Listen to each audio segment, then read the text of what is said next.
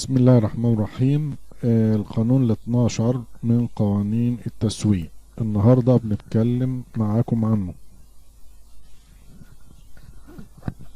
اسم القانون قانون التوسع الأفقي. نص القانون: هناك ضغوط لا تقاوم للتوسع في العلامة التجارية. يبقى القانون 12 من قوانين التسويق اسمه قانون التوسع الأفقي. هناك ضغوط لا تقاوم للتوسع في العلامة التجارية. يعني ايه التوسع الأفقي؟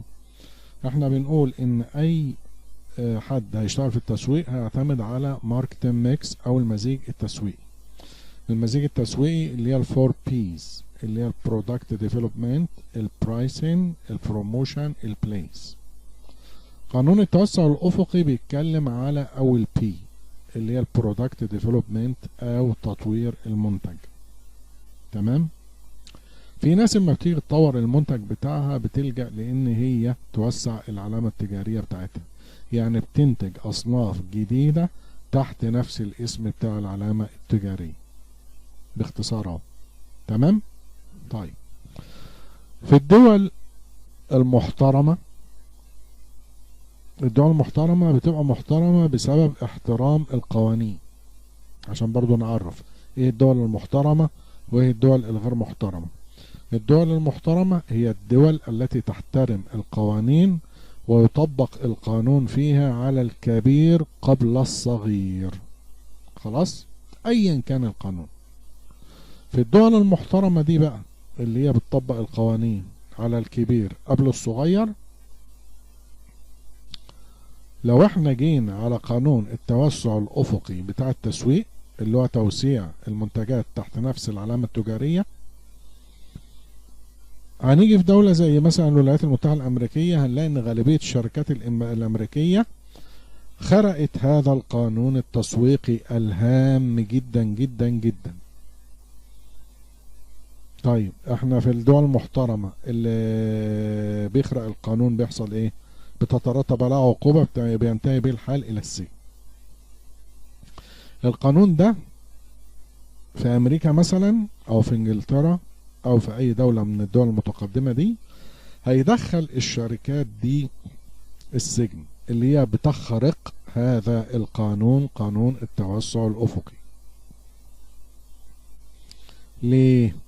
عملية التوسع الأفقي عملية بتاخد مكانها في ذهن الإدارة العليا وبالذات إدارة التسويق بشكل مستمر، من غير ما تكون إدارة الشركة واعية لخطورة هذا الموضوع. الموضوع ده خطير جدا وبيؤدي إلى إفلاس كيانات عملاقة. زي ما يكون أنت عندك درج مليان بحاجات كتيرة وانت مصهين عن انك تبذل اي مجهود ان انت ترتب تشوف الدرج ده ايه. يعني تعمل عليك تشيك اب او تراجع وتشوف ايه اللي موجود، ايه اللي تشيله، ايه اللي ترميه في الزبالة، ايه الكلام ده. ممكن اي شركة من الشركات العاملة في اي سوق من الاسواق بتكون مركزة على منتج وحيد. المنتج الوحيد ده جاب لها ارباح عالية، فضل وعدل، الحمد لله والشكر لله. تيجي الشركة تعمل ايه؟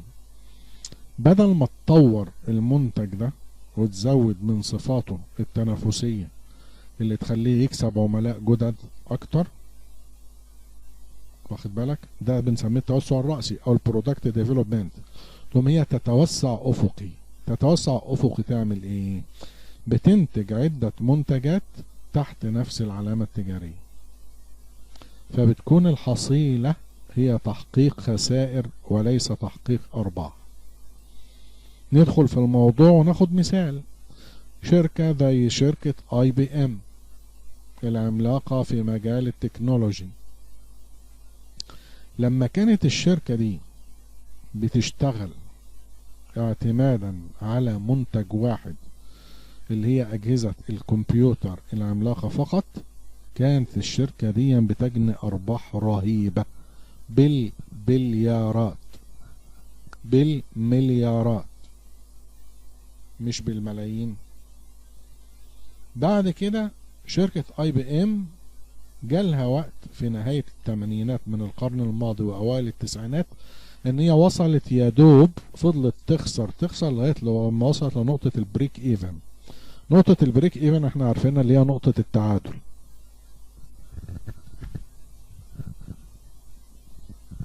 يعني ايه نقطة التعادل؟ نقطة التعادل هي النقطة اللي بتبقى عندها المصروفات بتساوي المدخول بيساوي الخارج، يعني المصروفات بتساوي الأرباح، يعني لا أنت خسران ولا أنت كسبان. في 1991 بلغت إيرادات الشركة 65 مليار دولار. بعدها بسنتين أو بثلاثة وصل خسائر الشركة ل 2.8 مليار دولار، بمعدل خسائر يومية بلغ في اليوم 8 مليون دولار. شيء رهيب. ليه؟ شركة اي بي ام بالاضافة الى قيامها ببيع اجهزة الكمبيوتر الكبيرة او العملاقة في الوقت ده، فالشركة راحت داخلة وانتجت اجهزة الكمبيوتر المنزلي اللي هي البيرسونال كمبيوتر اللي احنا قاعدين قدامه دلوقتي وبنسجل منه. انتجت اقلام الكمبيوتر، دخلت في سوق محطات التشغيل، دخلت في الكمبيوتر المتوسط دخلت في برامج الكمبيوتر، دخلت في التشبيك شبكات الكمبيوتر، دخلت في أجهزة التليفون. كل ده لا يمكن. كل اللي تقدر يجي في دماغك دخلت فيه من ناحية التكنولوجيا دي. على مدار الوقت قامت الشركة بفقدان الملايين والخسائر، اشتغلت شغل جامد. باعت النسخ بتاعتها لشركة كوداك المشهورة في عالم التصوير. لما الشركة بتوصل لان هي بتنجح نجاح خرافي، بتقوم هي ما تعيش النقطة دي اللي قلنا ايه؟ التوسع او تطوير المنتج، البرودكت ديفلوبمنت. اجي اطور المنتج نفسه اللي عندي وكتر من صفاته التنافسية عشان اجذب العملاء الجدد وعشان احافظ على العملاء المستديمين بتاعتي. صح كده ولا غلط؟ انما لما تيجي تنتج منتج جديد تحت نفس العلامة التجارية، هيبقى نيو بورن، مولود جديد داخل السوق. يا عالم هيموت، هيعيش، هيحتاج يتحط في حضانة، هياكل طبيعي من امه، هيحتاج لبيبيلاك، لسيريلاك، لمولوبا، مش عارفين احنا هيحصل ايه. طيب ايه الاستراتيجية اللي شركة مايكروسوفت، ودي بتعتبر من انجح شركات تصميم برامج الكمبيوتر في العالم، لان الشركة دي بتمتلك ما يعادل خمس ما كانت تملكه جنرال موتورز في نهاية التسعينات كده. صحيفة وول ستريت جورنال بتقول ان مايكروسوفت كانت بتبحث في الفترة دي اللي هي في نهاية الثمانينات والتسعينات ان هي تهيمن على جميع برامج تطبيقات الكمبيوتر، يعني الوورد، الاكسل، الويندوز، كل ده هي عايزة تاخده، بالاضافة لان هي ايه؟ منتج اساسي للكمبيوتر العملاق. هي عايزة تاخد كل التطبيقات بتاعة البيرسونال كمبيوتر كمان. ومايكروسوفت في الوقت ده عايزة ترفع حصتها في السوق ل 70% من التطبيقات. طيب هنا هنقف وقفة. شركة اي بي ام دي اللعبة بتاعتها. شركة مايكروسوفت دخلت نفسها في منافسة مباشرة مع شركة اي بي ام. يعني شركة اي بي ام احنا عرفناها بان هي ايه؟ بتنتج البرامج. طيب مايكروسوفت رائدة في أنظمة تشغيل الكمبيوتر العملاق، عايزة تجرب نفسها ان تكون رائدة برضه في كل مجال برامج الجداول، اللوتس، الوورد، الاكسل، وهو كذلك برامج الاعمال والتصاميم اللي هي كانت هارفارد في المقدمة بتاعتها بالنسبة للمهندسين. برضه ما قدرتش ان هي تقاوم اغراء التوسع في فئات جديدة زي اقلام الكمبيوتر، وهو كذلك. قامت كمان شركة مايكروسوفت بشراء برنامج اسمه برنامج فوكس بما قيمته 170 مليون دولار في الوقت ده، في سبيل دخولها إلى سوق أو إلى حقل برامج قواعد المعلومات. بكده الشركة قضت على البرنامج ده لما حولته لمايكروسوفت وبعته لها. احنا ما بنقولش ان شركة مايكروسوفت كانت شركة جامدة او مش بصيرة بالسوق، ولكن احنا بنركز على خطأ معين عشان نفهم الدرس بتاعنا. الخطأ بتاعنا ايه؟ اللي هو القانون التسويقي، التوسع الافقي دون بصيرة او ابصار. مجلة ايكونوميست بتقول ايه او رصدت، بتقول ان في 1992 ان بيل جيتس الراجل بتاع التكنولوجيا المشهور ومن اغنى اغنياء العالم قال ان انا احط بعض من المنتجات بجانب بعضها البعض وهتتنافس حول صناعة البرامج بشكل كلي.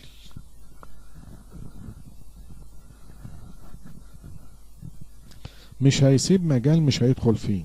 الكمبيوترات الكبيرة، الأجهزة الصغيرة، أنظمة التشغيل، التطبيقات، كل حاجة هيدخل فيها مش هيسيب حاجة. فشلت الشركة فشل ذريع. ليه؟ لما انت يوصل بك الحال ان انت عايز تكون كل شيء لكل الناس، هيبقى من المحتم ان انت بتواجه مشكلة في التفكير عويصة، لان مش هتقدر على انك توفي حاجات كل الناس او تؤدي ان انت تقدر تلبي لها رغباتها. يعني مفيش حد اجتمع عليه الكون.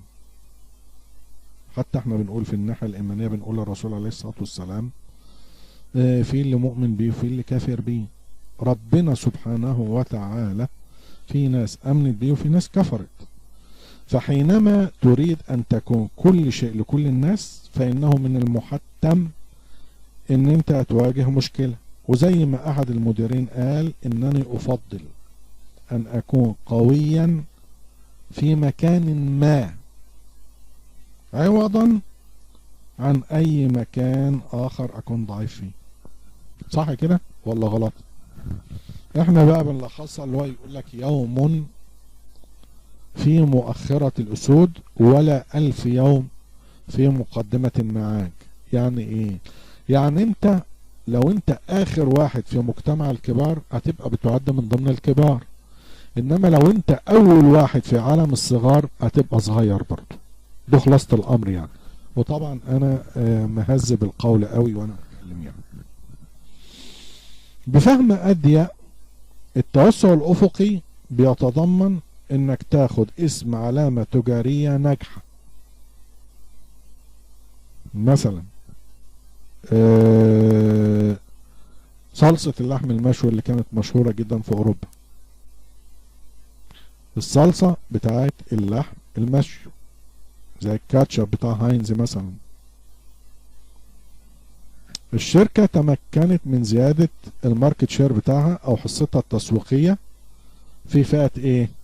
احنا بنقول صلصة للحم المشوي، يبقى فين؟ يبقى في فئة اللحوم المشوية. طيب لما تيجي الشركة وتقول لك انا هنزل صلصة لحوم دواجن، هل تضمن نجاح الصلصة زي ما نجحت في اللحم المشوي؟ لا، هاينز مش هتضمن كده. الكاتشب بتاع هاينز ممكن ما يناسبش. ده طعم وده طعم، ودي شريحة ودي شريحة، وده سوق وده سوق، مع ان ده لحم وده لحم. بس على الاقل حتى الدكاترة تقول لك ايه؟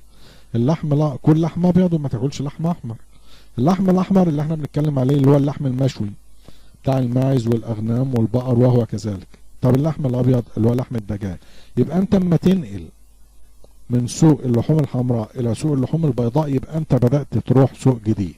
يبقى استحالة ان تحط نفس الاستراتيجية القديمة للسوق الجديد. من هنا بيجي الفشل. قبل كده احنا قلنا ان التسويق هو معركة ادراك وليس معركة منتجات. ادراك في الذهن. ليه؟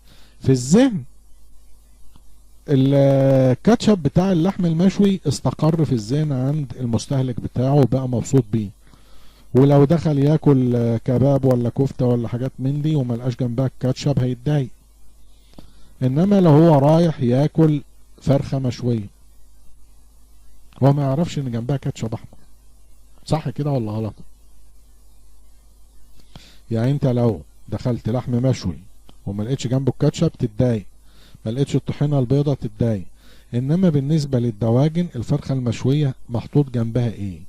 فمن هنا الاستراتيجية يجب ان هي تكون مختلفة، ومن هنا يجب ان انت تسمي الاسم غير الاسم القديم عشان ما تضربش الاسم القديم او تبقى عبء على الاسم القديم بالمعنى المعروف. في التجربة دي بالرغم من ان ميزانية الدعاية بلغت 18 مليون دولار، فان الكاتشب بتاع صلصة لحوم الدواجن فشل ذريع. ممكن في 100,000 طريقة أو طريقة إن أنت تتوسع أفقي في عدد المنتجات اللي أنت بتشتغل فيها، وبتظهر طرق جديدة كل يوم، ولكن المنافسة موجودة. عملية إنتاج نكهات جديدة دي أكتر الطرق شيوعا لزيادة الحصة التسويقية. يعني إيه نكهات جديدة؟ يعني زي ما قلنا كده في تجربة اليابان بالنسبة للكيت كات، الكيت كات معروف بالورقة بتاعته الحمراء، صح ولا غلط؟ عشان هو داخل سوق اليابان جاب الكيت كات وحافظ على الجودة بتاعته الداخلية اللي احنا مأمنين بيها، ولكن غير ايه؟ غير في الشكل الخارجي المورفولوجي بتاعه. عمل ايه؟ لأن اليابانيين بتحب الشاي الأخضر وبتحب اللون الأخضر دايما، وراح منزل الكيت كات بالعلامة الخضراء او بالورقة الخضراء او بالغلاف الاخضر عشان يجذب لهم. هو بيحاول انه يقرب لحس وعقل وقلب المستهلك الياباني. نقطة تانية، وصل النكهات العديدة بتاعت الكيت كات في اليابان لان هم عندهم حوالي 80 او 81 نكهة بطعم الليمون، بطعم كذا، بطعم كذا، وبدأ يدخل في التوابل دي اللي هم بيحبوها او العطريات اللي هم بيحبوها. ولذلك كيت كات غزا اليابان بمعنى كلمة غزا اليابان. How do you penetrate a new market؟ ازاي ان انت تغزو سوق جديد؟ شركة كيت كات عملت الشغل ده بشكل ناجح ساحق ومنقطع النظير فعلا يعني. فده اللي هو التوسع الرأسي في المنتج، ان انت تقويه، انما مش تنتج منتج تاني تحت نفس العلامة التجارية. انا قاعد بكرر نفس الموضوع او نفس العبارة عشان نبقى خارجين بنفس الدرس. لو احنا رجعنا للسبعينات من القرن الماضي وبالتحديد في 1978،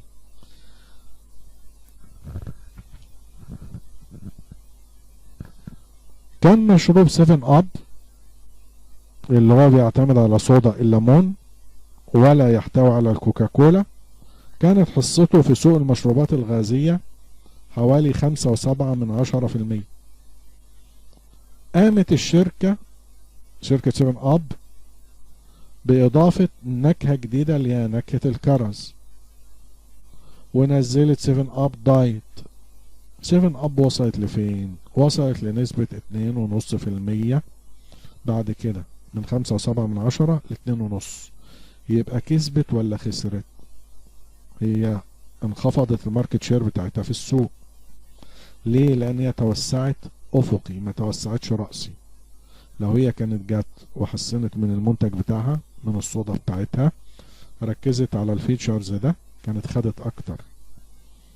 لو هي كانت جت وقالت انا بديل الكولا، اللي مش عايز كولا يا جماعة يجي للابيض زي ما احنا بنقول، عايز احمر ولا ابيض، اما بتيجي تشرب حاجة ساقعة يقول لك هات احمر، فتجيب له الكوكاكولا او البيبسي اللي موجودة قدامك، صح كده؟ طب عايز ابيض هتديله اللي هو 7 اب، او هتديله السبرايت، او هتديله اي حاجة بيضة عبارة عن الصودا. فهي لو كانت 7 اب قدمت نفسها زي ما حصل على ان هي بديل الكولا وليست منافس للكولا، هتكسب وتلاقي الماركت شير زادت. انما عشان 7 اب اللي هي الصودا تقدم نفسها في سوق المشروبات الغازية بنكهة الكرز، الكرز ده احمر، فاحنا وصلنا لحاجة تانية خالص، ودي اللي كانت موجودة في المملكة العربية السعودية، مشروب وحيد اسمه مشروب الفيمتو.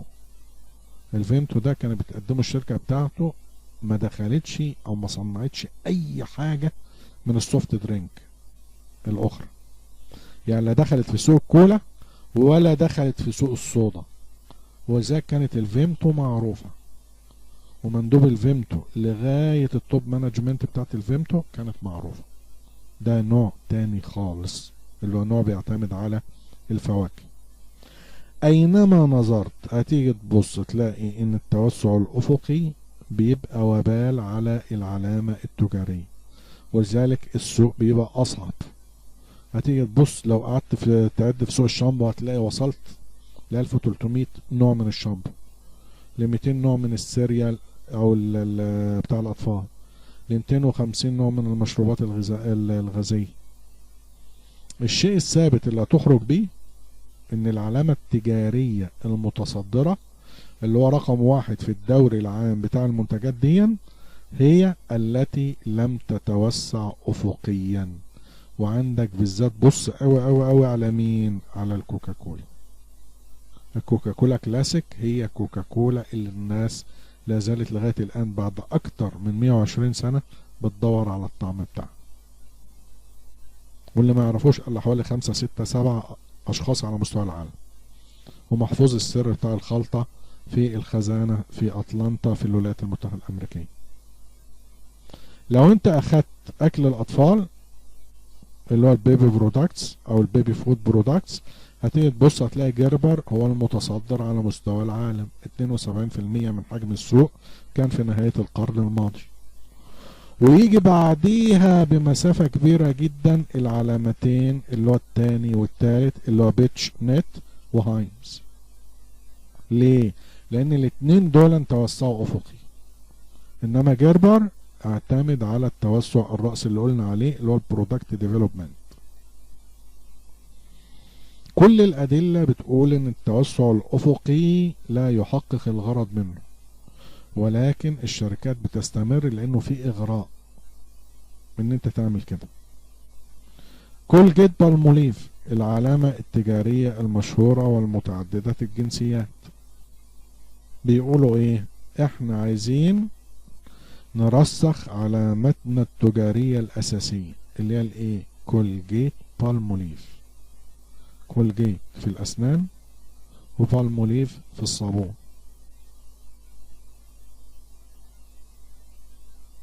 لو انت وسعت رأس أفقي هتخسر. طب ليه الإدارة العليا دايما في الشركات وبالذات التوب مانجمنت وإدارة التسويق بيبقى عايزة تتوسع أفقيا؟ أحد الأسباب إن التوسع الأفقي بيؤدي إلى خسائر في المدى الطويل، دي حقيقة، لكنه بيحقق مكاسب في المدى القصير. لو الناس بقى اللي هي مش شارية الشركة وبتشتغل بعقد سنة ولا 2 ولا 3 بيجي يقول لك أنا هعمل لك وأنا هسوي لك وأنا هقلب الدنيا، زي ما كان بعض إخواننا في الخليج بتقول، بيجي يتعاقد مع الشركة الخليجية ويجي يقول له أنا هاجي مدير تسويق، هحقق تارجت كذا، هعمل كذا، هسوي كذا، واخد بالك، وبيجي بيقوم عامل الأرقام دي. استمر شوية بيظهر لنا الأرقام، إذا كان في حالة المبيعات بتلاقي المرتجعات قاعدة ترف، فالمبيعات كانت غالبيتها كاذبة، وتيجي تبص على المبيعات الفعلية تلاقي يمكن ما حققتش نص الرقم اللي كان متقال عليه.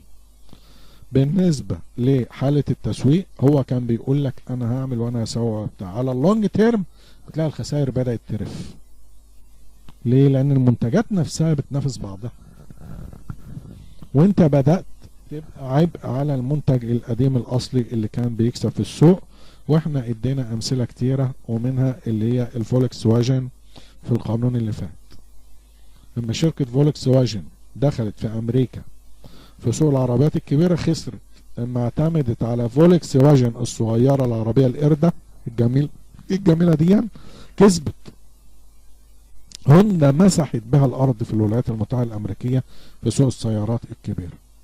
فاحنا عايزين نقول في نهاية الدرس النهاردة لا تتوسع افقيا اما تيجي تطور المنتج بتاعك، ولكن توسع رأسيا. عندك منتج وكسبان، اشتغل عليه، زود من صفاته التنافسية عشان تحافظ على العميل المستديم، يفضل اللويالتي او الاخلاص او التمسك بالعلامة التجارية موجود عند العميل بتاعك اللي موجود دلوقتي، وحاول ان انت تفتح اسواق جديدة. بالتوفيق ان شاء الله مع القانون القادم وهو القانون 13. اشوفكم على خير.